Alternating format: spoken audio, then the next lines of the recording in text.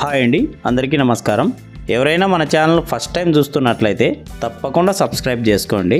అలాగే ఈరోజు మన ఛానల్లో తమిళనాడు లైనేజ్కి చెందిన ఒరిజినల్ ప్యారెట్ బీక్ లాంగ్ టైల్ గల ఒక పుంజు ఒక పెట్ట సేల్కి అయితే రావడం అయితే జరిగింది.